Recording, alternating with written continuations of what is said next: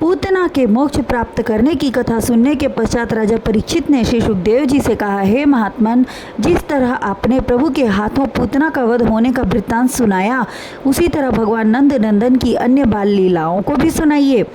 श्री सुखदेव जी ने कहा, हे राजन, पूतना की मृत्यु के पश्चात पूतना की मृत्यु का हाल जब कंस को मालूम हुआ तो उसने शक्टासुर को याद किया।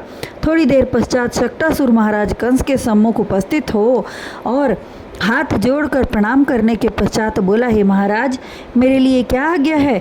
तब कंस ने कहा, हे शक्टासुर, गोकुल में नंद के घर एक बालक उत्पन्न हुआ है। उस नन्हे बालक ने पूतना को मार डाला। तुम अति शीघ्र गोकुल जाओ और उस बालक की हत्या कर डालो। यदि तुमने मेरा यह कार्य सिद्ध किया तो तुम्हें भारी इनाम दूंगा। कंस की आज्ञा मानकर वह गोकुल को चल दिया। उधर गोकुल में श्री कृष्ण जी के 1 वर्ष पूरे हो जाने की खुशी में उत्सव मनाया जा रहा था। समस्त गोकुल वासियों को नंद जी ने आमंत्रित किया था। सभी लोग खाने खिलाने में व्यस्त थे। यशोदा तथा रोहिणी सभी ग्वालों को भोजन कराकर आनंदित हो रही थीं और सुंदर श्याम श्री कृष्ण एक छकड़े के नीचे पालने में सो रहे थे। भूख लगने के कारण जब उनकी आंखें खुली तो वे रोने लगे, किंतु उनकी रोने की आवाज़ यशोदा को सुनाई न दी। उसी समय शक्टासुर वहां आ पहुंचा और कन्हैया को अकेला देखकर उस छकड़े के ऊपर चढ़ गया और मन ही मन विचार करके छकड़े को अपने भार से दबाकर चूर कर देना चाहा कि इस छकड़े के नीचे यह बालक श्री कृष्ण दबकर मर जाएगा और पूतना को मारने का बदला पूरा हो जाएगा। भगवान त्रिभुवनपति उसके मन की बात जान गए तथा रोते रोते छकड़े को एक लात मारा, जिससे वह छकड़ा बहुत ऊपर उछला और जब नीचे गिरा तो उसके नीचे दबकर शक्टासुर मर गया।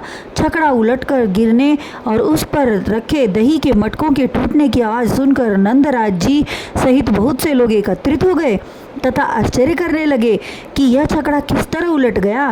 तब वहां खेल रहे ग्वालों के बालकों ने बताया कि कन्हैया ने लात मारकर छकड़े को उलट दिया, किंतु उन लोगों ने बालकों की इस बात का विश्वास न किया। नंदराय जी कहने लगे, भला इतना बड़ा छकड़ा एक बालक के पैर की ठोकर से उलट जाएगा? भगवान बार बार आकर मेरे लाला की रक्षा कर रहे हैं। उन्होंने ब्राह्मणों को बुलाकर बहुत सा दान दिया।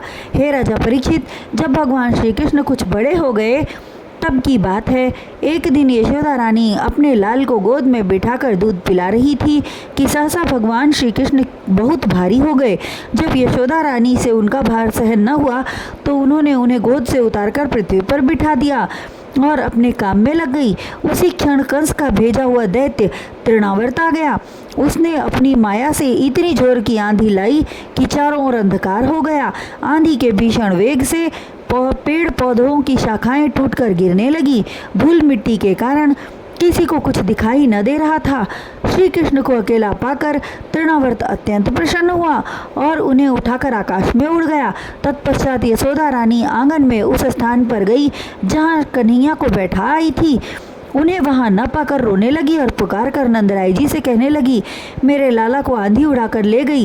तब नंद जी सहित बहुत सारे ग्वाल दौड़ कर आए और कृष्ण जी को ढूंढने लगे। यशोदा एवं रोहिणी रो रो कर बेहाल हो रही थी। उन्हें व्याकुल देखकर तृणावर्त के कंधे पर बैठे भगवान श्री कृष्ण जी ने अपने शरीर का भार बहुत अधिक बढ़ा दिया। उनके बोझ को संभाल नहीं पा रहा था तृणावर्त, जिस कारण वह उन्हें लेकर दूर तक न जा सका। तब वह भगवान श्री कृष्ण को पृथ्वी पर पटक कर मार डालना चाहा, किंतु सफल न हो सका क्योंकि नंद लाला ने उसके गले को कसकर पकड़ रखा था। तत्पश्चात उन्होंने तृणावर्त का गला दबाकर मार दिया। उसकी आंखें बाहर निकल आई। प्राण निकलते ही वह ब्रज में एक भारी चट्टान पर गिर पड़ा।